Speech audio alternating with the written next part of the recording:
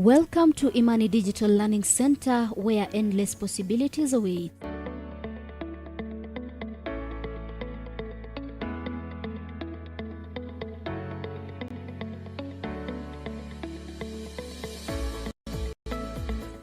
Are you a student with a passion for journalism and media studies?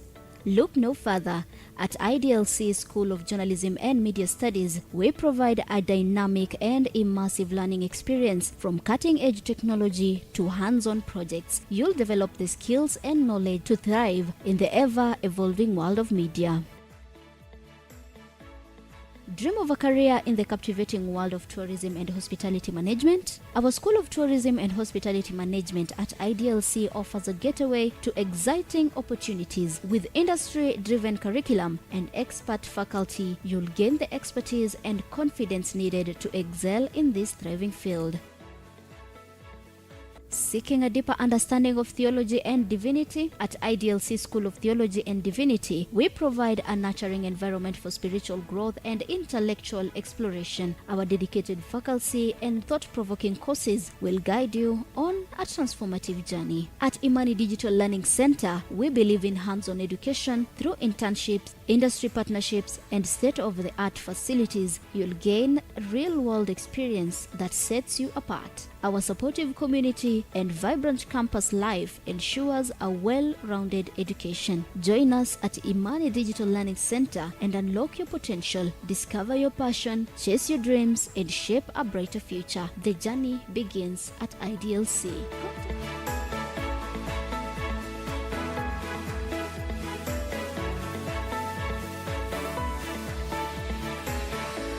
Contact us today to embark on your educational adventure at Imani Digital Learning Center. Together, let's create a path to success. You can find us nestled in the heart of Kitale at our convenient location within Imani Radio, just across from St. Joseph's Boys High School. To get in touch with us, simply reach to us at 0741 978 177, 0741 978 177, or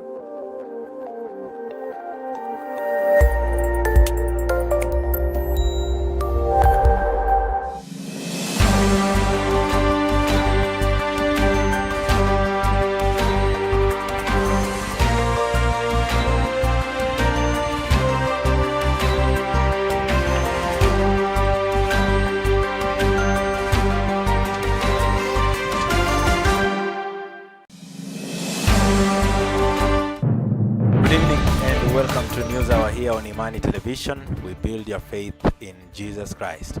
I hope your day was lovely. As we begin our bulletin this evening, make sure that you leave us your feedback and your comment through any of our social media handles at Imani Television on Facebook and on YouTube, or you can also SMS us through our SMS line.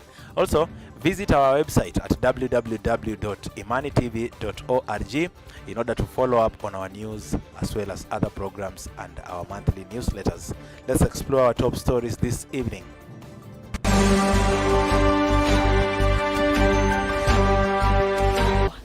Hii ni baadhi ya vitu ambavyo mambo ambayo nitaweza kuwasilisha na kupeleka mbele ya serikali yetu, waone vile watasaidia watoto hawa, na pia kupatia heshima na kuchunga kiti chetu kama walimu wa kike.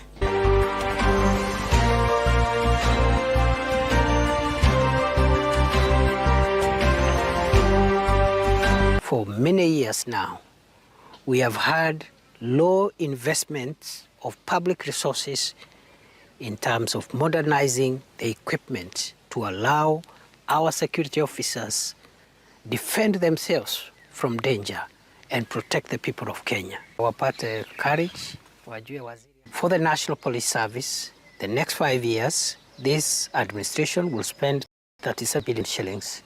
Has been in having a united society, a society that has spoken in one voice, which is something we have not had in the Council of the Law Society from the year 2014.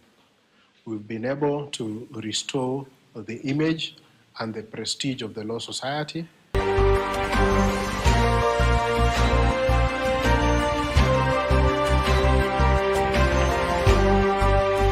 Only our hours before the meeting to tell us that he has traveled. The parliamentary business takes precedence over any other business.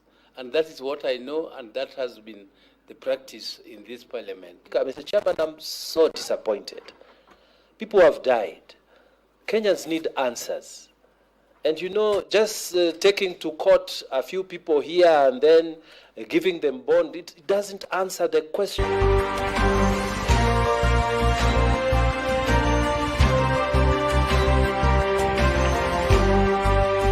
What made us to look for the four suspects is the allegation made by the father of the late. We never had prior information. We never had any report of the four, but it came out.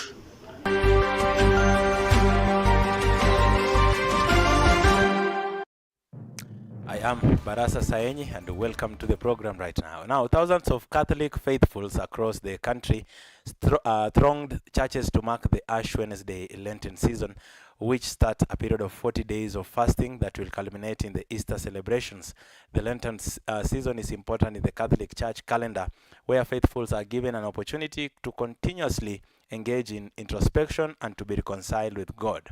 The ashes, which are applied on faithfuls' forehead, on Ash Wednesday, reminds them of the mortality of human nature and an invitation from God that the human person be reconciled with Him. Bishop Norman Kingo led faithfuls in Our Lady of Lourdes Cathedral in Machakos County in celebrating this Ash Wednesday. Kingo led the faithful in Machakos County at Our Lady of Lourdes Cathedral for celebrations. It is a time for us to reflect and reach out. Even if you have somebody you've wronged, you make amends, you reconcile with your God, and also reach out to the less fortunate, try to help them out in a way. I feel much connected with my Creator, like I feel my inner self, my inner being, or reminded of being just a dust, and to dust shall I return. Upendo wetu kwa Mungu uonyeshwa kwa jirani, tuweze kuwa na amani na jirani na wote walio karibu nasi, na hasa wale wanapitia magumu ya kimaisha, tuweze kuwatendea mema. Tunaanza sasa kipindi cha Kwaresma. Kwaresma inamaanisha siku 40 kwa Jesma, siku 40 ambapo Yesu Kristo mwenyewe alienda nyikani kutubu, amene si kutubu, yeye hawezi tubu, lakini kuomba na pia kufunga, akijitayarisha kwa hiyo safari yake, kwa sababu wakati mtu anafunga, anaomba, anapata nguvu zaidi, na sasa anaelekeza nia zake zote kwenye hiyo safari. Now, Energy Cabinet Secretary Davis Chirchir and the Director General of the Energy, Petroleum and Regulatory Authority, Daniel Kipto, have been summoned to appear before the Senate to shed light on the Embakasi gas explosion that led to the death of 7 people and 300 others being injured. The two, however, did not show up, with the Energy CS stating that he was out of the country through a letter submitted to the committee. It's said that the CS and the EPRA Director General are expected to appear before the committee next week on Tuesday on risk being fined $500,000. Let's listen in. The Cabinet Secretary, Mr. Davis Chirchir, EGH, is currently out of the country on official state duty, and as such will not be able to appear before the committee on the stated date. The purpose of this letter is therefore to convey the apology of the Cabinet Secretary. When urgent matters touching on the lives and livelihoods of the people of this republic, and specifically the people of Nairobi, that a Cabinet Secretary would write to this committee only hours before the meeting to tell us that he has traveled. The parliamentary business takes precedence over any other business. And that is what I know, and that has been the practice in this parliament. Mr. Chairman, I'm so disappointed. People have died. Kenyans need answers. And you on the CS, the Director General of EPLA, and the PS, and most importantly, find out which other installations are. Now, Nairobi Senator Edwin Sifuna has urged the county government to include students from private schools in the school feeding program funded by the county. Speaking in Nairobi County on Tuesday, Sifuna stated that there is no justification for discriminating against these students just because public schools cannot accommodate all students in the country, leading parents to enroll their children in private schools. Very heartbreaking to hear you say that your children look across the fence. You can see a truck written dish in a county. Inakuja inaleta chakula, inapatia wale wenye wako kwa public school na wao wanaangalia kwa fence. It is something that if you have a conscience as a leader, it should be able to prick your conscience. So I am personally going to do a report on this particular project. I am going to do a report on the project. We have visited some of the infrastructure there. We are going to audit the project because that is my job. We are going to make sure that every single child in Nairobi is benefiting from this program. Now, in a bid to enhance security and combat crime, the government has announced a 37 billion shillings investment plan to purchase modern security equipment over the next 5 years. The equipment, which enable the security officers to fight various forms of crime such as terrorism, livestock theft, and drug trafficking. The Minister of Internal Security, Professor Kithure Kindiki, made the announcement while in Lamu County, stating that the first phase of the equipment, worth 7 billion shillings, had already arrived in the country. Furthermore, he added that the equipment would be handed over to the heads of the security units within a week. This move is expected to boost the country's security and provide a safe environment for its citizens. For many years now, we have had low investments of public resources in terms of modernizing the equipment to allow our security officers defend themselves from danger and protect the people of Kenya. Wapate courage, wajue waziri. For the National Police Service, the next 5 years, this administration will spend 37 billion shillings. And already 7 billion shillings has been spent to purchase equipment which has already arrived in the country. The first batch arrived during the December holidays, and the supplier now is putting together, assembling the equipment. Anytime from this week, next week, we'll be commissioning that equipment. Kile ambayo serikali haitaruhusu ni wananchi ama viongozi kuvunja sheria ama kujizingizia ati kwa sababu kuna matatizo, kuvunja sheria ya taifa la Kenya, kuumiza wengine, kuchochea umma, hiyo hatutakubali. Now, the Law Society of Kenya chairperson Eric Theuri has voiced his concern that the nation may witness civil and unrest if the government will continue to ignore court orders and continue with the devolution of residents' property without respecting the law. Speaking in Kitale Town, Trans Nzoia County, at a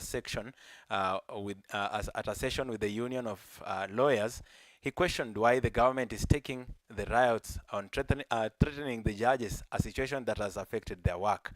He also says that if the government continues to disregard court orders, residents and citizens may decide to protest their own and protect their property against the damages done by the government.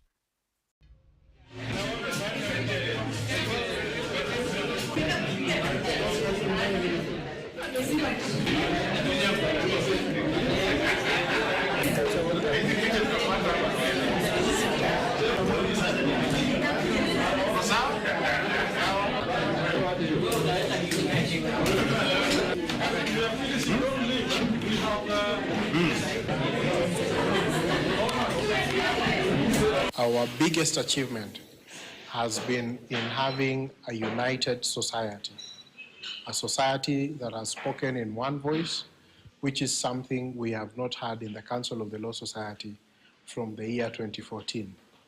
We've been able to restore the image and the prestige of the Law Society. The Law Society now is taken as the preeminent voice on matters of constitutionalism, on matters of the rule of law, and on matters of the defense of the administration. Now, 4 suspects believed to have earlier on visited marathon record holder Kevin Kiptum's home before the road accident that led to his demise have been arrested. The 4 suspects have been arrested at Uasin Gishu County and taken to Kaptagat Police Station, where they were reported as they wait to be taken to Iten DCI headquarters, Elgeyo Marakwet branch. Kiptum's father informed the police that there were unknown people who came to his home looking for his son Kiptum, but they refused to identify themselves. Kiptum, who lost his life along with his coach on Sunday night through a road accident, according to police report, was the only child to Mr. Samson Cheruiyot.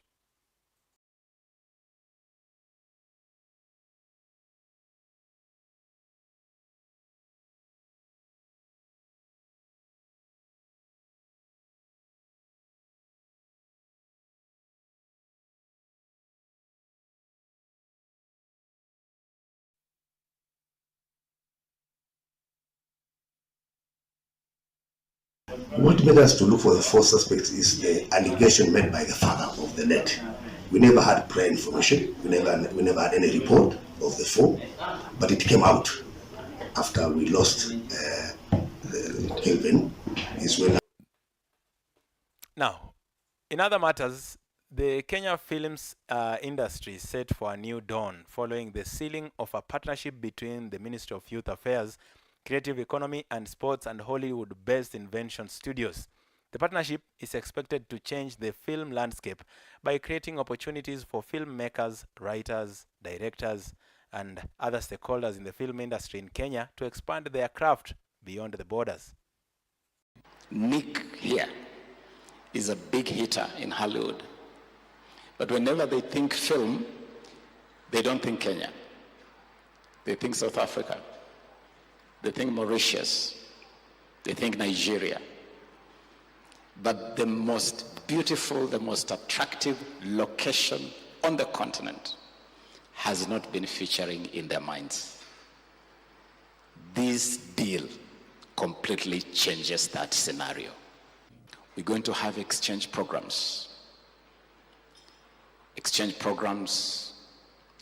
with those in elite filmmaking from Hollywood and other places coming here to Kenya. And our own people also taking advantage of those opportunities in Hollywood and other places. And equally significant, we're going to have serious films, movies, curated and shot right here in Kenya. This administration has also taken deliberate steps to build and invest in the creative economy. First, the famous Grammy Awards have a partnership with us, and starting January, the Innovation Studios of Hollywood have agreed to begin shooting multiple movie rights here in Kenya. We will work closely with the writers to develop their scripts and then bring them to Talanta Hela and other platforms both within Kenya and Africa and internationally. We are thrilled to devote ourselves to the elevation of the Kenyan movie and television industry and the global launch of the country's next generation of talented writers and directors. Let's head to Busia County, and the Busia County government has put tractors into use by making sure that they help the farmers produce vital food and cash crop for economic growth and food security. Will offer affordable services that will enable every farmer to plow his or her own farm at 2,500 shillings per acre every planting season, urging the farmers to ensure they register in large numbers.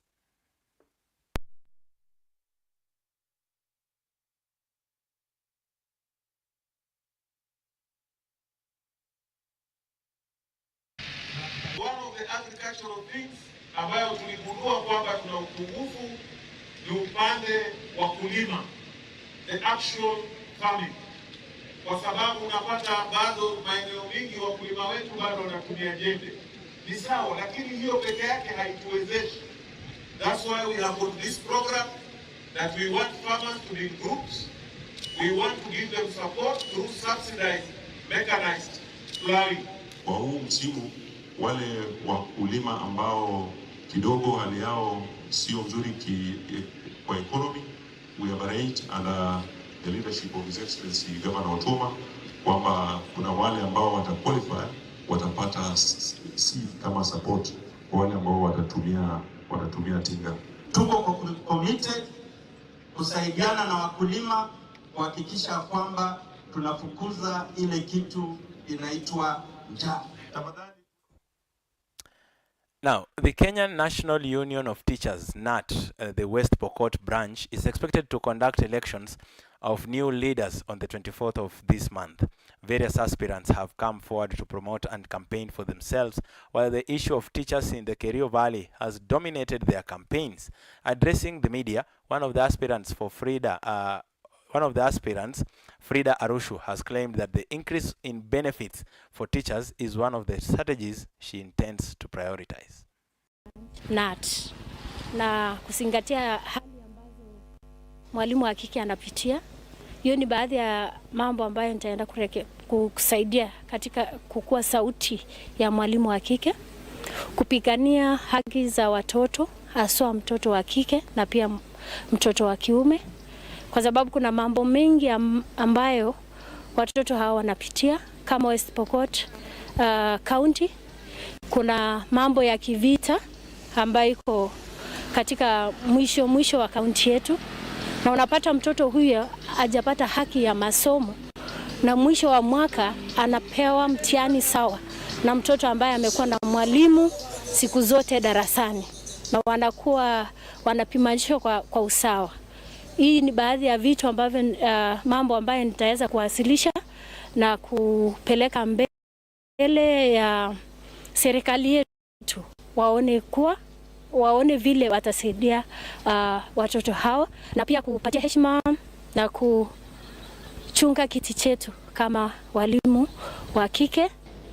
Na nimesimama kuomba kiti cha naibu wa karani. Pewa nafasi, jambo la kwanza, wale walimu wanafunza sehemu Sambakani, aswa eneo hili la bonde la ufa ya kaskazini. Tutahakikisha kwamba walimu wetu wanapewa usalama ya kutosha, na si walimu kupewa bunduki. Tuko na afisa wa serikali wengi sana ambao wanafanya kazi sehemu kama Nakuru na hii michi kubwa, hawana kazi la kufanya. So mimi nikipewa nafasi pamoja na wasaidizi ama wakuu katika hii NAT, tuhakikisha kwamba tutaongelesha serikali kuu na viongozi wengine, wahakikisha kwamba hao walinda usalama ambao hawana kazi wanakaa katika michi kubwa wanapelekwa kwa hizi mashule Sambakani ili walimu wetu walindwe. Na ikiendelea kwamba kuna udhofu wa usalama wa hali ya juu, walimu hawa wahamishwe wakuje sehemu ambazo kuna usalama. Now, elsewhere, police used tear gas to disperse residents of Baringo who are protesting against the increased incidence of banditry attacks. This action came after an ambush on a security convoy a few days ago, where suspected bandits attacked and injured a national police reservist in Baringo North. The convoy, led by County Commissioner Sangolo Kutwa, was responding to a previous bandit attack that resulted in the death of a head teacher, Thomas Kibet. That is on Saturday. In response to this incident, the residents are urging the national and county governments, as well as the Cabinet Secretary for Interior and National Administration, Professor Kithure Kindiki, to ensure their safety and put an end to the bandits' attacks.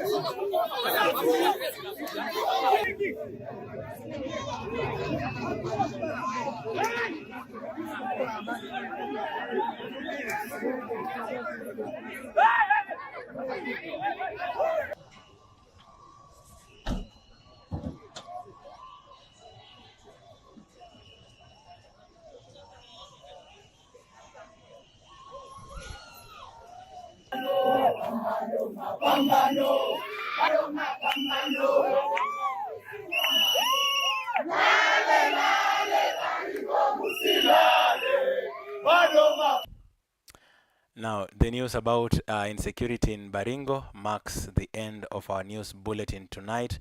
Stay tuned to Imani Television for a more continued experience of our spiritual awakening programs, soul uplifting music, and more informative updates. My name is Barasa Saenyi, and on behalf of our production crew, we say thank you so much for tuning in to News Hour this evening. Have a good night.